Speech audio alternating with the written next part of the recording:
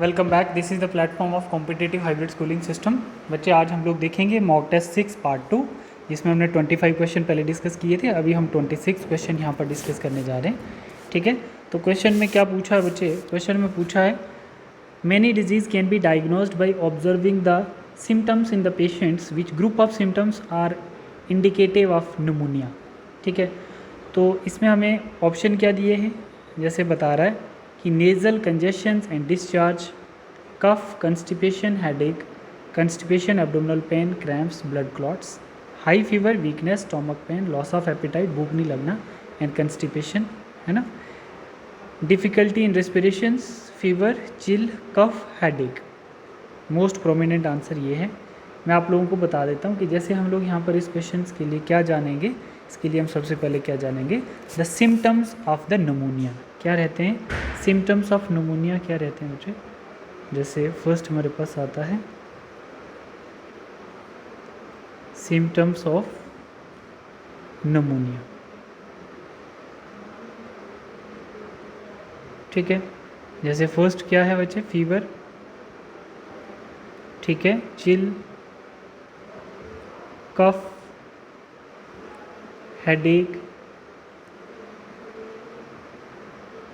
ठीक है, in severe cases, in severe cases the lips and fingernails may turn grey. The lips and fingernails may turn grey. ठीक है बच्चे, to bluish in colour, to bluish in colour. Alveoli get filled. The alveoli get filled with fluid, with fluid, ठीक है, leading to severe problem in respiration and leading to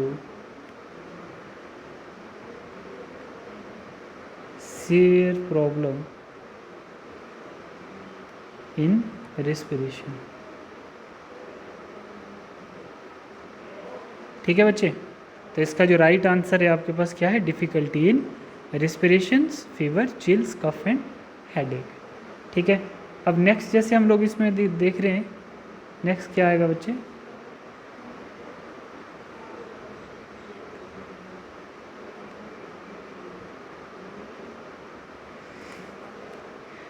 the main barriers that prevent the entry of micro organism into our body is called.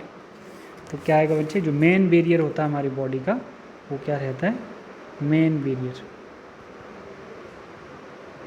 Main barrier जो है वो क्या है? Skin है. ठीक है, मेन बैरियर क्या बच्चे? स्किन है, जो क्या करता है? प्रिवेंट करता है हमारी बॉडी को माइक्रो ऑर्गेनिज्म से.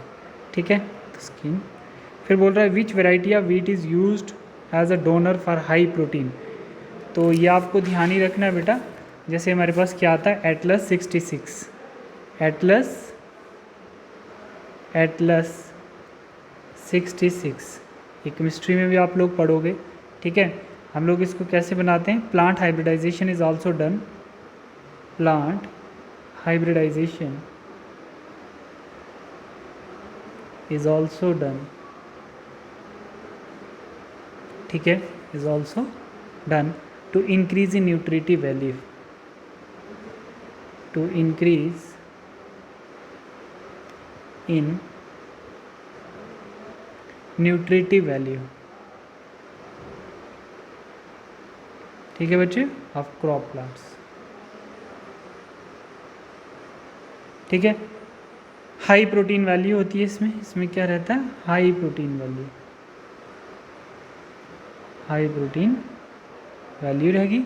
That used as a donor for high protein varieties.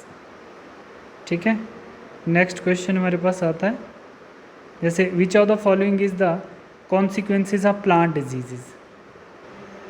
Which of the following consequences of plant diseases.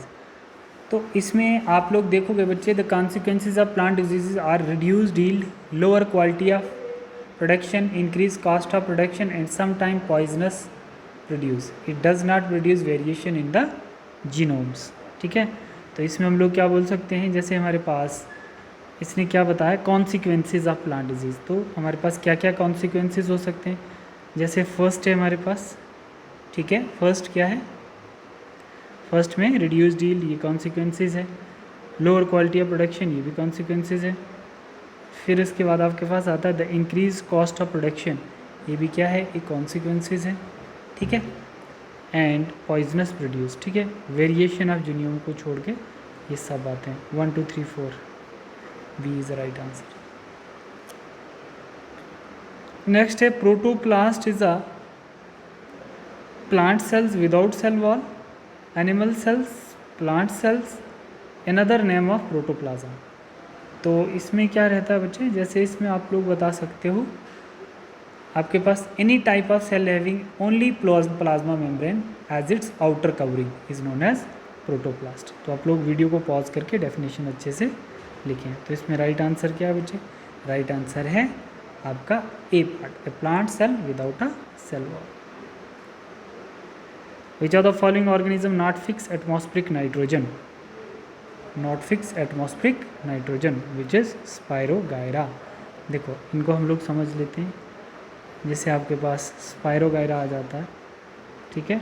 ऐसे हम लोग नेक्स्ट देखते हैं, इसमें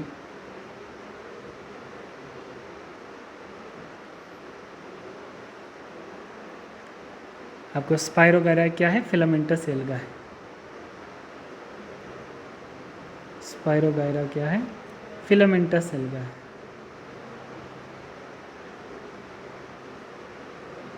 फिलामेंटस एल्गा ये क्या करता है बच्चे, does not fix atmospheric nitrogen, does not fix atmospheric nitrogen, ठीक है बच्चे। जैसे एनाविना आ गया,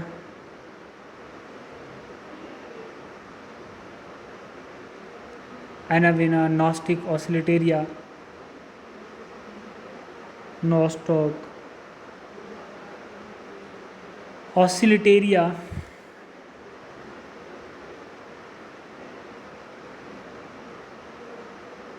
ऑसिलेटोरिया, ठीक है। Can heterocyst that can fix atmospheric, ये सभी क्या हैं, हेटेरोसिस्ट सेल्स होते हैं, इनमें हेटेरोसिस्ट सेल होगा, they can fix atmospheric nitrogen.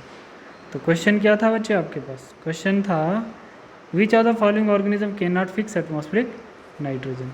तो हमने क्या बोला, स्पायरोगायरा जो है ये फिलामेंटस एल्गा होता है, ये एटमॉस्फेरिक नाइट्रोजन फिक्स नहीं करता। बट आपके एनाविना, नॉस्टिक ऑसिलेटेरिया जो है ये हेटेरोसिस्ट सेल्स इनमें प्रेजेंट होता है, ये एटमॉस्फेरिक नाइट्रोजन फिक्स करते हैं। क्वेश्चन नंबर 32 देख लीजिए। 32 में बोल रहा है बच्चे, the bacterium which grow anaerobically in cellulosic material and produce a large amount of methane along with CO2 hydrogens are collectively called methanogens. क्या बोलेंगे इसको हम लोग, मीथेनोजन्स बोलेंगे। मतलब the bacteria which grow anaerobically on cellulose materials and produce a large amount of methane along with carbon dioxide and hydrogen are collectively called methanogen. Carbon dioxide and hydrogen are collectively called, क्या बोलेंगे हम उसको, CO2 plus H2 that is मीथेनोजन, इसको क्या बोलेंगे, मीथेनोजन्स, ठीक है बच्चे। These are autotrophic archaebacteria that use aerobic respiration for ATP synthesis, ATP synthesis, ठीक है बच्चे। नेक्स्ट क्वेश्चन हमारे पास आता है, Fleming, Chain and Florey were awarded the Nobel prize 1945 for discovery of antibiotic. Fleming, Chain and Florey were awarded Nobel prize in 1945 from antibiotics, ठीक है। Antibiotic prevent the growth of bacteria and fungi, ठीक है बेटा। ये हो गया हमारा। How bacterial cells protect themselves from the action of their own restriction enzyme. देखिए जैसे हम लोग इस क्वेश्चन को अच्छे से समझ लेते हैं, जैसे हमारे पास क्वेश्चन क्या है,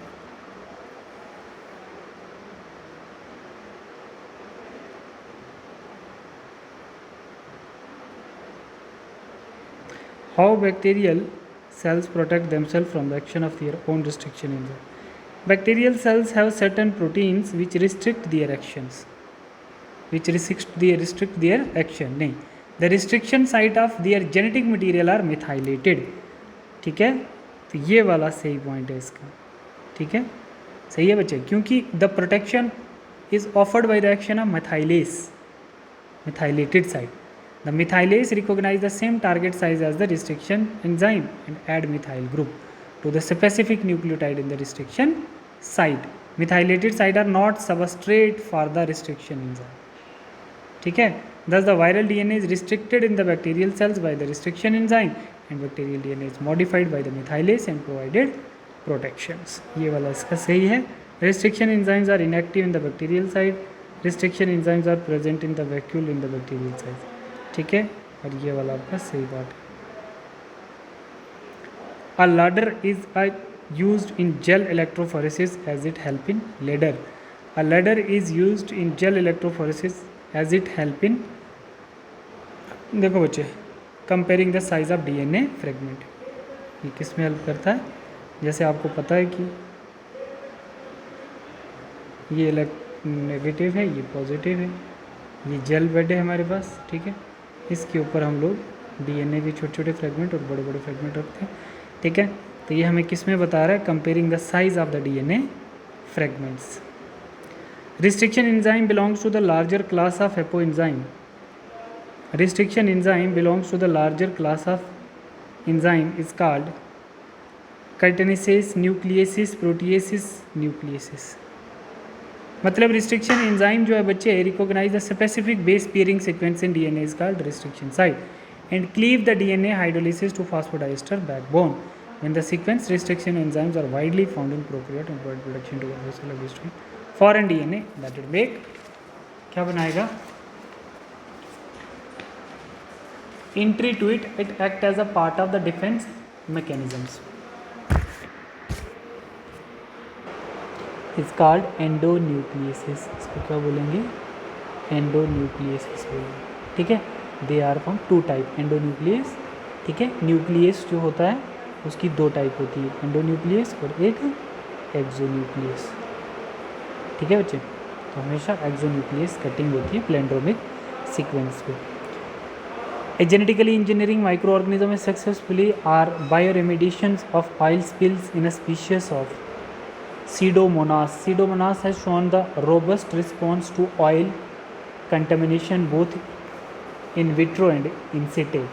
Study found that Pseudomonas was able to respond to new oil contaminations by increasing its abundance and changing its community structure. Microbial community differentiation was observed in the Pseudomonas response to oil contaminations. ठीक है, तो क्या आएगा बच्चे इसका? Pseudomonas is a right. Next बता रहा है for the production of flavor saver tomato the sense of the antisense RNA hybridize the technique used is called, इसमें क्या आएगा बच्चे? polyadenylation RNA splicing, intron splicing, RNA interferences. देखो जैसे हम लोग इसमें देख रहे हैं बच्चे, इसमें क्या आएगा? RNA interferences. Flavr Savr tomato is produce to increase its durability. ये फ्लेवर सेवर टोमेटो जीन जो होती है ये क्या करती है? ये शेल्फ़ लाइफ को इंक्रीज़ करती है, शेल्फ़ लाइफ को इंक्रीज़ करेगी। ठीक है, मतलब हम इसमें क्या बोल सकते हैं? ड्यूरेबिलिटी को इंक्रीज़ करेगी। For the production of this tomato by genetic engineering the sense of antisense RNA hybridize, this technique is called RNA interferences that inhibit gene expressions. Select the statement which explain best parasitisms. One organism is benefited, other is affected.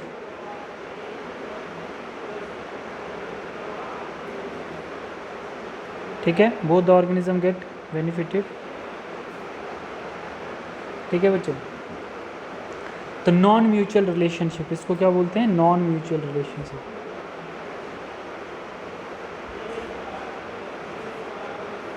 Non mutual relationship, ठीक है, between species,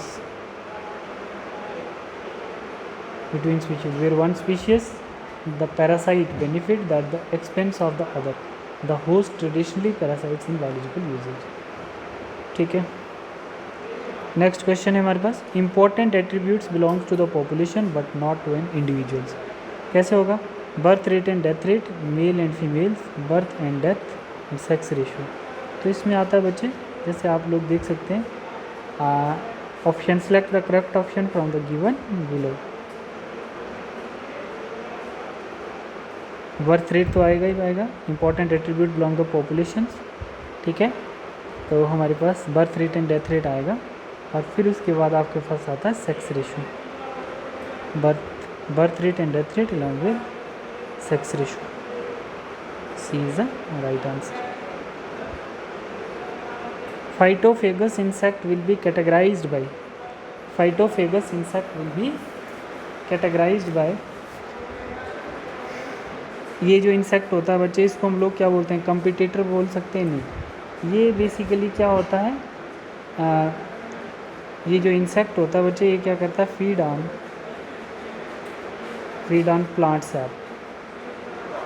SAP, ये plant है, तो इसके अंदर जो fluid होता है तो उसके ऊपर ये फीड करता है, इसको प्लांट सैप बोलते हैं, ठीक है। अब and other part of the plant are called phytopathogens. Phytophagous insect will be similar to predators and plant act as a prey, ठीक है। तो इसको हम लोग क्या बोलेंगे, ये क्या है बच्चे हमारा, प्रीडेटर्स। ये क्या है, predators. Approximately how much the solar energy that fall on leaves of the plants converted to chemical energy by photosynthesis.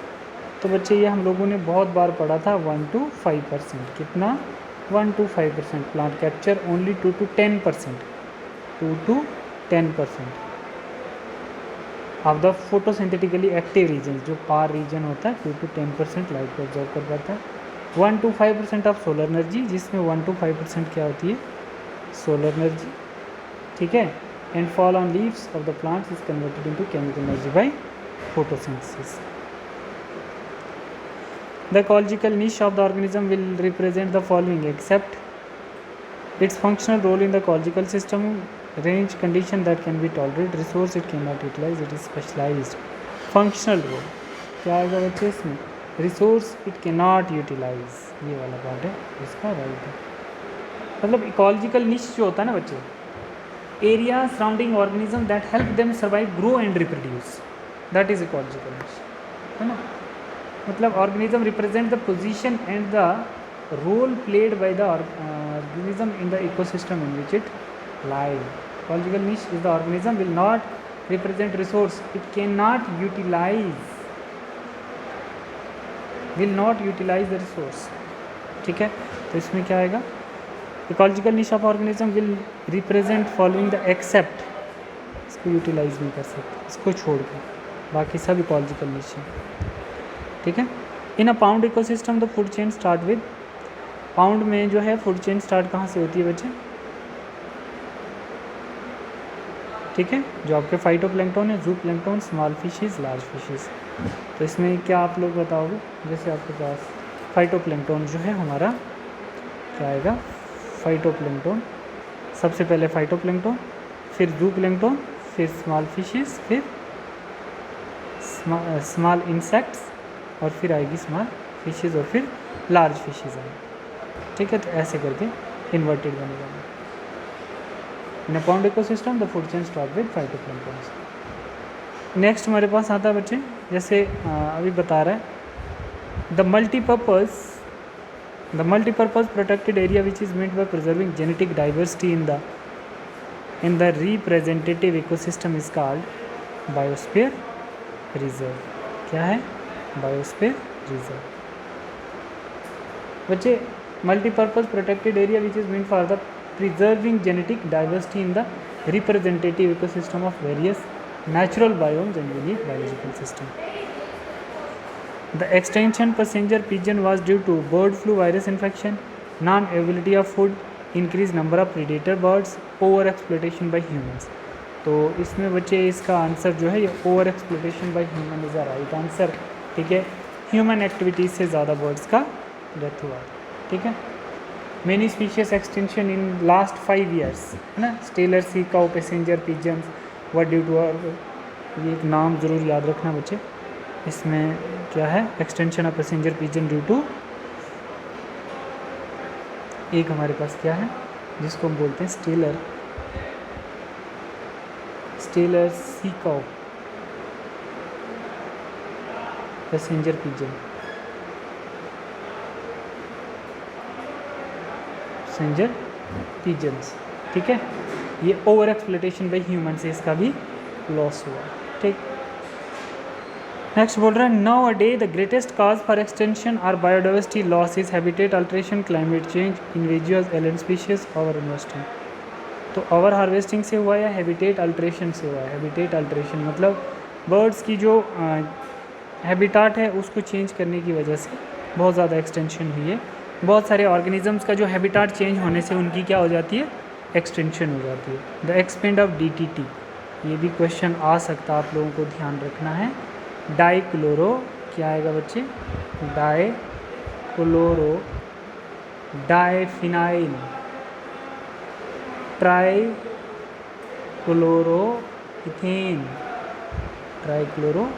Dichloro diphenyl trichloroethane is the right answer. किसके साथ मैच करता है? डाइक्लोरो डाइफिनाइल ट्राइक्लोरोइथेन, ये वाला answer सही। Dichloro diphenyl trichloroethane, dichloro diethyl trichloroethane, dichloro diphenyl है, dichloro diphenyl, हाँ यही तो है। ठीक है, नेक्स्ट है बच्चे which of the following disease is not cause due to the contamination of water? Hepatitis B, contamination of water से ये डिजीज़ नहीं होती। Greenhouse gases are absorber of long wave radiation from earth.